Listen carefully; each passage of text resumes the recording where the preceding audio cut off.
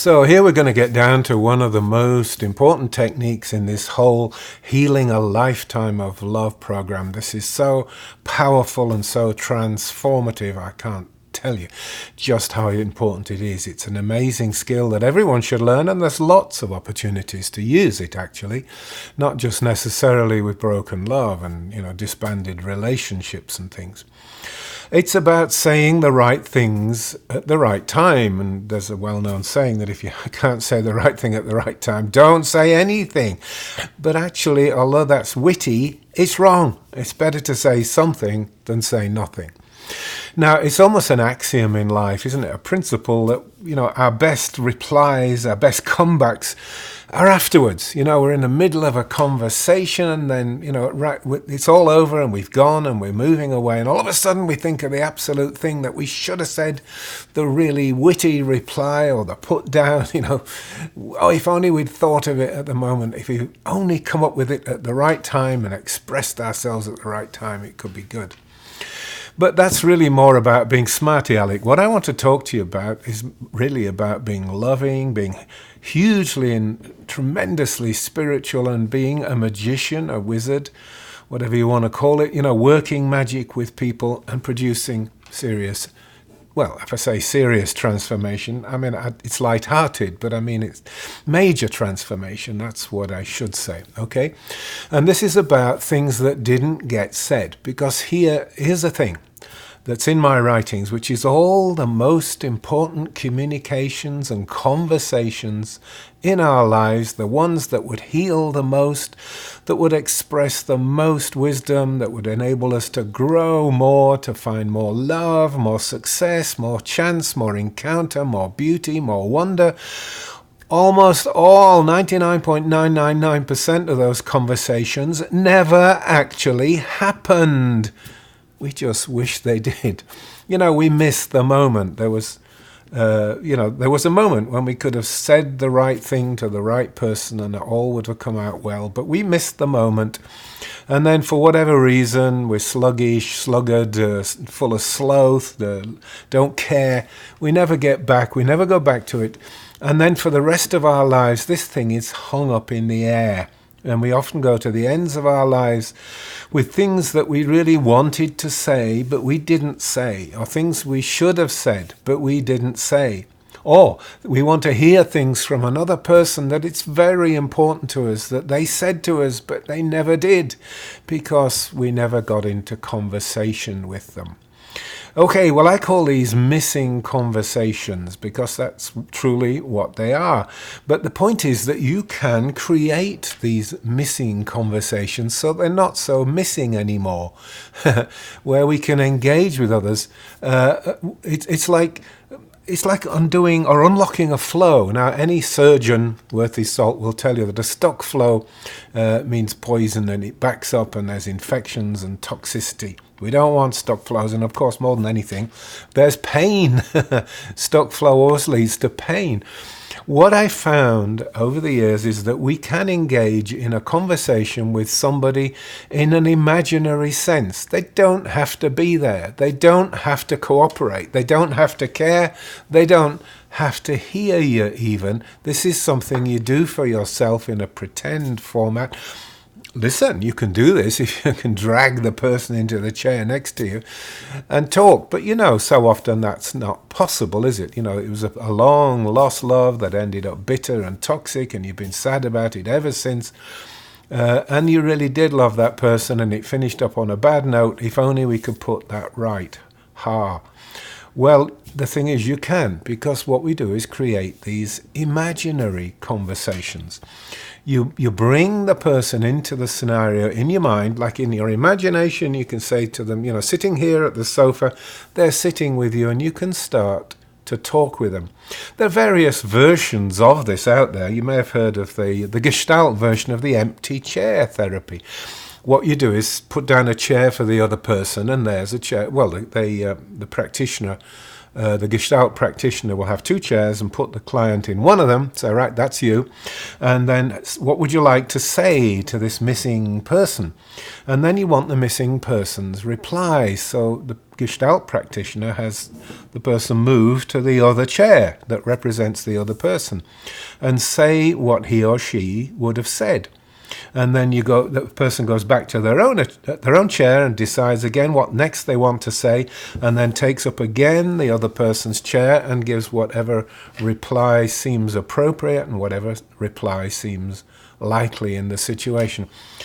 To be honest, it doesn't need to be that clumsy, that clunky. It really is a question of imagine the person is there with you, sort of create the image or the belief or the idea of the person sitting there, and then just start talking with them. Now, the question is really very simple.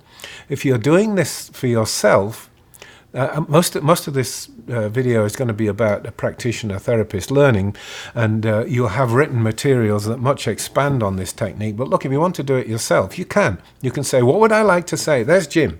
I haven't seen Jim in 20 years, that bastard.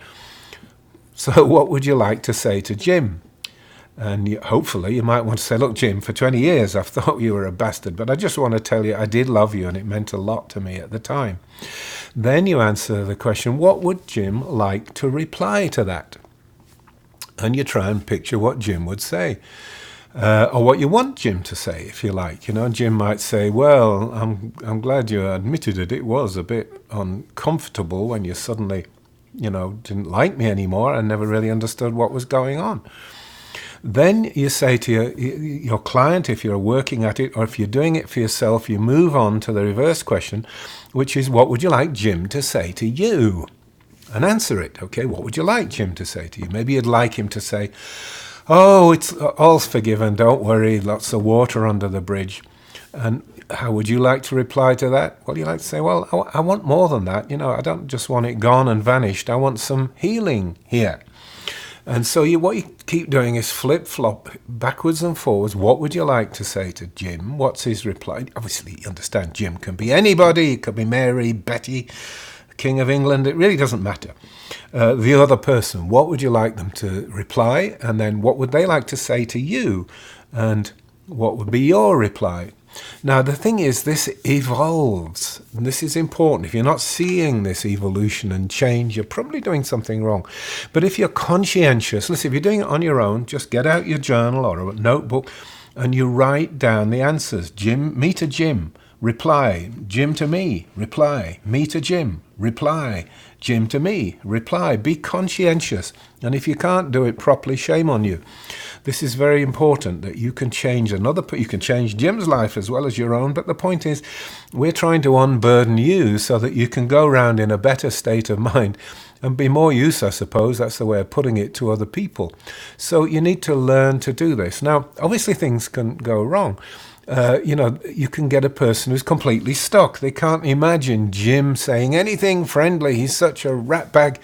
He wouldn't reply. He wouldn't cooperate. So you've got to, if you're doing it in a counseling situation or a coaching situation, I should say, a quality of life coach, then what you have to say is, well, what would you pretend that he will reply? Just pretend. Sometimes a person can't even do that. They say, no, I can't. No, I can't picture that. He just wouldn't. He's such a ratbag. He'd never try and help out here.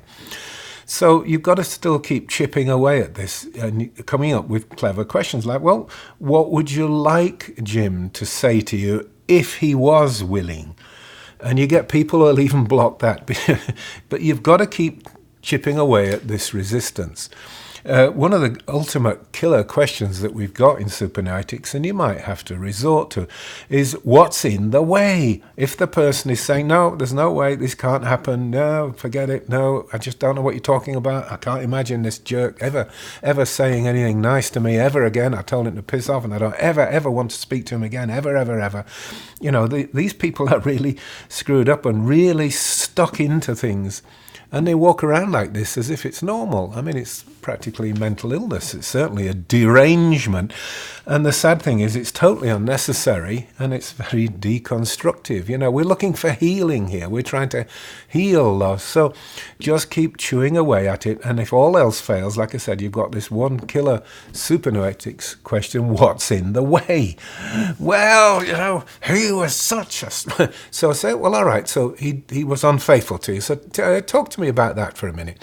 Yada, yada, yada. Right, so you can say, well, if you are willing to forgive him for his infidelity and you told him so, what do you think he'd reply? And say, okay, well, let's do that. I want you to picture yourself saying to Jim, Jim, I really don't care that you were unfaithful. I totally overreacted.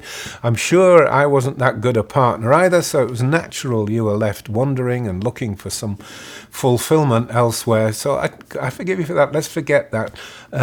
Do you understand? And Jim says, yes, I do. So what would you like Jim to reply? Well, you'd like him to reply, well, it's true, I did go off running around, but, you know... You are always the best. You were the one for me, and that was the best it ever was. I've never found anything better. That's what you'd like him to say, right? Anyway, gradually, this imaginary conversation will unfold, and it will change, and the wording will alter, and the person begins to transform. Early on, you might find, you know, there'll be phrases like, you goddamn cheating bitch. And then over a very short space of time, as little as an hour or less, it begins to morph, and eventually the person's going to say, oh, I really loved you, you know, and I wish you were here. I'd love to give you a hug and tell you all the wonderful things that have happened to me since we were together, and I often wished you were there and we could share. And don't be surprised if you see people bawling their eyes out. In fact, I would say it's pretty well the norm. 99% of people I take through this process, they end up crying their eyes out. Because it's such a release. Psychiatrists and psychologists call it a release of affect. In other words, the mood, the feelings, the emotions comes pouring out as a torrent. For us, we can just call it a release or a purging. You know, things will come to the surface gradually and get purged, and then more things will come to the surface and more things will get purged, and gradually it begins to work. Now, let me give you a tip, which is it's very important that these are conversations. In other words, they're spoken out loud. I don't want to get technical here, there isn't time, but just trust me that saying something out loud is much more powerful than thinking it and much more powerful than writing it down. It has something to do with feedback pathways, a person hearing themselves. A guy called Wendell Johnson wrote a wonderful book in which, I forgot what the book's called, actually. It's on my bookshelf over there. I'm looking in the direction of it. But anyway, the point he made, he wrote another book, not the one I'm talking about, but he wrote an earlier book called You Are Your Most Enchanted Listener. That was his platform anyway. The title was something like that, Your Most Enchanted Listener. In other words, the person that gets hypnotized and magnetized and drawn in with your words and influenced by them, and it becomes a powerful phenomenon for that person, is you. You are actually powerfully interacting with that person, which is yourself, because you're hearing the voice, and so you're influencing you. So it's important that you say it out loud. It's not, journaling's okay. If you must, do the journaling. And if you're doing it with a notebook and pad on your own, like I said, you say, well, what would I like to say to Mary? And okay, what's Mary's reply? And you write that down. And then what would Mary like to say to me? And what's my reply to what she just said? And so on. You do all that, writing it down. Yes, it's a journal. But say it as well. When you write down Mary's reply, say it. Mary will say, I once loved you, and I don't think you really understood just how much I was willing to give up and how much I was willing to surrender just to be with you. You never seemed to get it at all, and you didn't acknowledge the depth of my love. Okay, so what's your reply? And your reply is going to be, I'm sorry, I was an infant. I was completely inept, a child with love. It's taken me 20 years to learn more sensible approaches and behaviors with people, and not to take people for granted, but that when they say something important, do you see what I'm doing here? I'm actually speaking out loud. You can have written them down, but you've still got to speak it out loud. That's very crucial for what happens here. Now, as I said, a lot of this has to do with the coaching situation. It can be tough doing it on your own. You've got to be disciplined, and you've not got to let yourself give up. That's where a coach will help. We call them quality of life coaches in supernoetics. We also do it in what we call piloting, which is private one-on-one practice sessions where a person's taken, deep down the rabbit hole with clever questions and digging up what's really below. But anyway, coaching, the person will often be your discipline. He or she won't let you quit. So when you're up against it, they will push just that little bit harder to get you to where you want to go. So if all else fails, find yourself a coach or somebody that can coach this. But don't forget, the important thing is, if doing it on your own or doing it with a client, is that when things get tough, that means you've hit pay dirt. This is the good stuff, right? And there's a famous saying attributed to Marcus Aurelius that the impediment to action is what will advance action. In other words, what stands in the way becomes the way. So you've got to push against whatever it is that you're feeling resistance to. It's like fear. I teach this about fear too.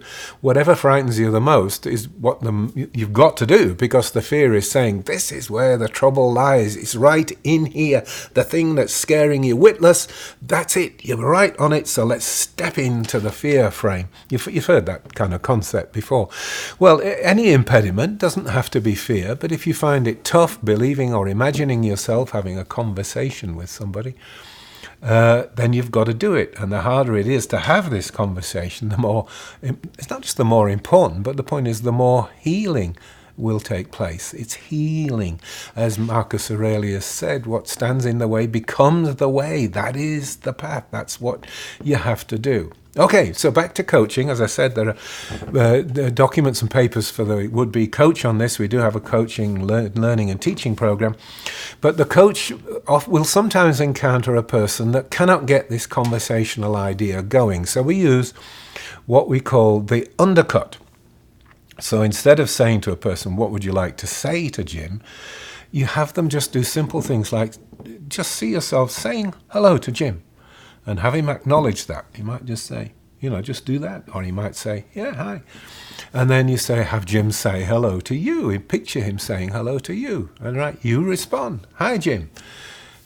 Say hello to Jim. Have Jim say hello to you, backwards and forwards. And after a few, what we call strokes, conversational strokes to and fro, after a few of those, it begins to loosen up. And then generally, once the person is genuinely able to say hello to Jim, and Jim is genuinely saying hello to him back, then you can start opening up the conversation. So, well, is there anything you'd like to say to Jim? And then what would Jim's reply be?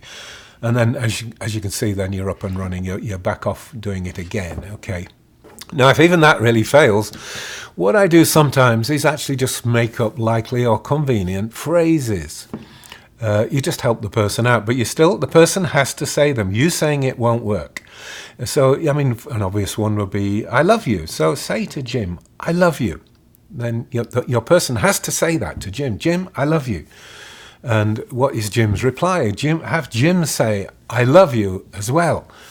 And your reply, and so on, backwards and forwards. Now, you can kind of guess around. It depends what the situation has been. If it's stuck on, I don't know, infidelity, you say, Jim, I don't care anymore that you were unfaithful. I just care that let's forget that and let's just be friends now and let's be in conversation now.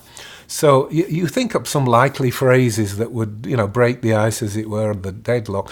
What you've got to get to, the person has to get to the state, and you have, as a coach, have to understand this state, that the other imaginary person, Jim, or whoever we dragged in for this conversation, can say absolutely anything under the sun, moon, and stars. It's true. So it's only the person's resistance, their stuckness, their fixed beliefs, fixed ideas, stubbornness, if you want, that actually makes this seem difficult or impossible, okay? So once the person gets to that stage, then of course it starts to work for them. You can be as inventive as you want. Anyway, what we're trying to do here with a person is get some kind of shift or alteration of attention or state. I can only say to you it's one of the most powerful healings that I know. There, there are so many times where we've gone through life, ourselves, we behave like jerks and other people behave badly and we didn't respond wisely. We just said, oh, get the hell out of here, you're crummy. That's a poor response. Instead of when somebody does something wrong or weird or destructive, you say, I noticed that you behaved rather strangely yesterday. Can you explain to me what that was about? Instead of saying, you idiot, you see, there are wiser ways of tackling things. We've got to do something like this about communication, I suppose, in the Healing a Lifetime of Love, because trust me, communication is the key to everything, and bad communication will louse up everything and anything, and good communication will heal anything and everything. So it's a skill we need. Anyway, the first application of this skill, if the person can do no better for themselves, is to do it in an imaginary sense. There would be extra, let's face it, if Jim actually showed up and agreed to sit there on the sofa, it could get very heavy very quickly and might end up screaming at each other within 20 minutes. I've seen that happen.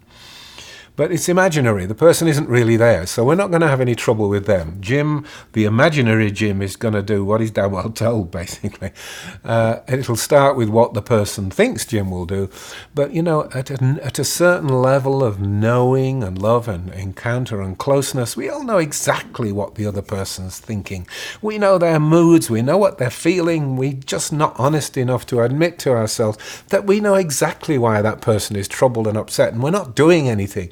We're just saying, well, if you want to behave like that, piss off. And of course, that's not, as you obviously know, that's not very intelligent behavior. Okay, so here's a very remarkable and powerful tool. By the way, just as a quick aside, but you're not confined to repairing lost relationships. You can have a person do this with their liver. If the person has been drinking a lot all their life, say, what would you like to say to your liver? Well, I'd like to say thanks for being there and keeping me out of trouble. And you have your liver say, thanks for noticing. Good. And then you say, what would your liver like to say to you? And the liver would like to say, give me a break, just take a day off once in a while, or, have half as many glasses, please give me a break, I'm struggling here. And then you have to reply, well, I'm sorry, okay, I'll try and look after you better. You can use all sorts of applications like that. Animals, physical objects, biology and the person's organs, whatever. You can be very inventive. That's just an aside here. We're using it to repair lost love. But you understand, please, it's very, very powerful. Missing conversations. Thanks very much for listening.